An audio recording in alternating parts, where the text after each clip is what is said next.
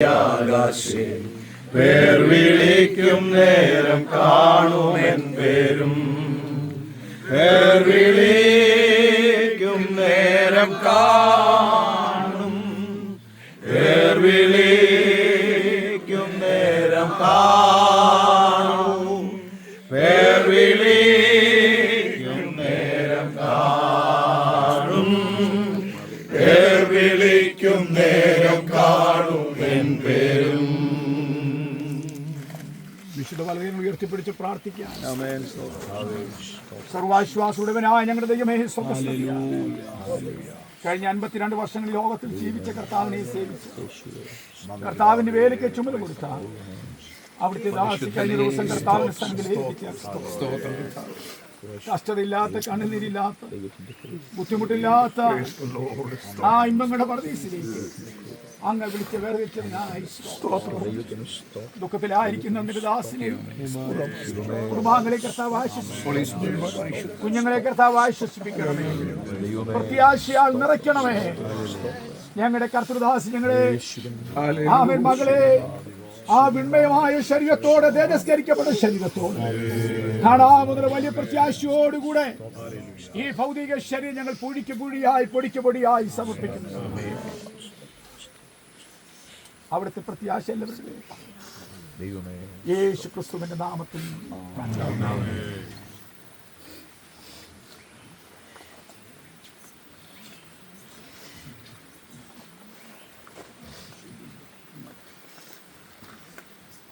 നമ്മുടെ പൗരത്വമോ സ്വർഗത്തിലാകുന്നു. അവിടെ നിന്ന് കർത്താവായ യേശു ക്രിസ്തു രക്ഷിതരുന്ന് കാത്തിരിക്കുന്നു. അവന് സകലം കീഴ്പ്പെടുത്തുവാൻ കഴിയുന്ന തന്റെ വ്യാപാര ശക്തി കൊണ്ട് ഈ താഴ്ചയുള്ള ശരീരത്തെ തന്റെ മഹത്വമുള്ള ശരീരത്തോട് അനുരൂപമായി രൂപാന്തരപ്പെടുത്തുമെന്നുള്ള വിശുദ്ധ തിരുവെഴുത്തിൻ പ്രകാരം ഈ ഭൗതിക ശരീരത്തെ പൊടിക്ക് പൊടിയായും പൂഴിക്ക് പൂഴിയായും തിരികെ ഏൽപ്പിക്കുന്നു. നീ വിശ്രമിച്ച് കാലാവസ്ഥാനത്തെങ്കിൽ നിന്റെ ഓഹരി പ്രാപിപ്പാൻ എഴുന്നേറ്റ് വരിക. യേശുവോട് ഞാൻ തന്നെ പുനർത്തുവാനും ജീവനുമാകുന്നു. എന്നിൽ വിശ്വസിക്കുന്നവൻ മരിച്ചാൽ ജീവിക്കും. ജീവിച്ചിരുന്ന എന്നിൽ വിശ്വസിക്കുന്നവൻ ആരും ഒരു നാളും മരിക്കുകയില്ല. ഇത് നീ വിശ്വസിക്കുന്നുവോ എന്ന് പറഞ്ഞു. എന്നെ വീണ്ടെടുക്കുന്നവൻ ജീവിച്ചിരിക്കുന്നുവെന്നും അവനോട് വിൽപ്പെടുമേ നിൽക്കുമെന്നും ഞാൻ അറിയുന്നു. എന്റെ ത്വക്കിങ്ങനെ നശിച്ച ശേഷം ഞാൻ ദേഹസഹിതനായ ദൈവത്തെ കാണും. ഞാൻ തന്നെ അവനെ കാണും, അന്യനല്ല. എന്റെ സ്വന്തം കണ്ണവനെ കാണും. നഗ്നനായി ഞാൻ എന്റെ അമ്മയുടെ ഗർഭത്തിൽ നിന്ന് പുറപ്പെട്ടു വന്നു. നഗ്നനായി തന്നെ മടങ്ങിപ്പോകും. ഇന്നു മുതൽ കർത്താവിൽ മരിക്കുന്ന മൃതന്മാർ ഭാഗ്യവാന്മാർ. അതെ, അവർ തങ്ങളുടെ പ്രയത്നങ്ങളിൽ നിന്ന് വിശ്രമിക്കേണ്ടത് ആകുന്നു. 1 തെസ്സലോനിക്കർ 4-ാം അധ്യായം 13 മുതലുള്ള വേദഭാഗങ്ങൾ. സഹോദരന്മാരെ, നിങ്ങൾ പ്രത്യാശയില്ലാത്ത മറ്റുള്ളവരെ പോലെ ദുഃഖിക്കാതിരിക്കേണ്ട. കർത്താവ് വരാൻ പോവുകയാണ്. കാഹളത്തിന്റെ ശബ്ദം കേൾക്കാൻ പോവുകയാണ്.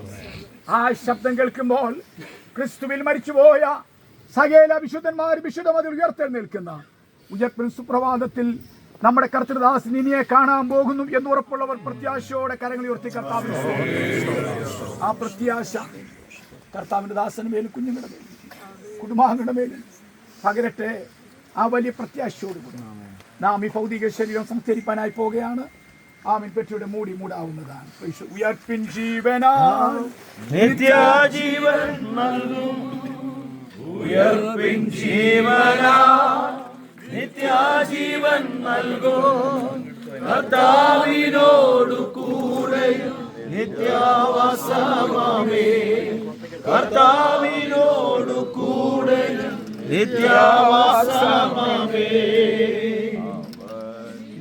വിട്ടു ശരീരബദ്ധനായി അവനിടം വിട്ടു ശരീരബദ്ധനായി ലോകേഞ്ഞു ഞാൻ വീടോടടുക്കുമേ. ലോകേഞ്ഞു ഞാൻ വീടോടടുക്കുമേ. തോമസ് എന്ന പ്രിയ കർത്തൃദാസിയുടെ ഭൗതിക ശരീരം 1-ാം പുനരുത്ഥാനത്തിൽ പങ്കുചേരുവാനും പ്രതിഫലം പ്രാപിപ്പാനും ദൈവത്തിനും ക്രിസ്തുവിനും പുരോഹിതന്മാരായി ക്രിസ്തുവിനോടുകൂടെ 1000 ആണ്ട് വാഴുവാനും സ്വർഗീയമായ ശരീരത്തിൽ ഉയർത്തെഴുന്നേൽക്കുവാനും ഈ ഭൗതിക ശരീരം ഇവിടെ പിതാവിന്റെയും പുത്രന്റെയും പരിശുദ്ധാത്മാവിന്റെ നാമത്തിൽ സംസ്കരിക്കുന്നു. നിത്യനിയമത്തിന്റെ രക്തത്താൽ ആടുകളുടെ വലിയ ഇടയനായ നമ്മുടെ കർത്താവായ യേശുവിനെ മരിച്ചവരുടെ നിന്ന് മടക്കി വരുത്തിയ സമാധാനത്തിന്റെ ദൈവം നിങ്ങളെ അവന്റെ ഇഷ്ടം ചെയ്യുവാൻ തക്കവണ്ണം എല്ലാ നന്മയിലും യഥാസ്ഥാനപ്പെടുത്തി തനിക്ക് പ്രസാദമുള്ളത് യേശു ക്രിസ്തു മുഖാന്തരം നമ്മിൽ നിവർത്തിക്കുമാറാകട്ടെ. അവന് എന്നേക്കും മഹത്വം. ഒരു നിമിഷം കണ്ണുകൾ അടയ്ക്കാം. എല്ലാ കണ്ണുകളും അടക്കി ഒരു നിമിഷം പ്രാർത്ഥിക്കും. ഈ അവസരത്തിൽ കർത്താവിന്റെ ദാസൻ പ്രാർത്ഥിക്കുകയും ആശീർവാദം പറഞ്ഞ് ശുശ്രൂഷ അവസാനിപ്പിക്കുന്നതായിരിക്കും. സകല ആശ്വാസങ്ങളുടെയും ഉറവിടമായിരിക്കും ഞങ്ങളുടെ നല്ല സ്വർഗീയ പിതാവേ. കർത്താവേ, അവിടുത്തെ സ്നേഹവും കരുതലും കഴിഞ്ഞ 52 വർഷം നിനിബാവ് തോമസ് അനുഭവിച്ചു. അവൻ അവിടുത്തെ ദിവ്യമായ കരുണയാൽ ചേർത്തു നിത്യജീവന്റെ അവകാശിയാക്കി തീർത്തു.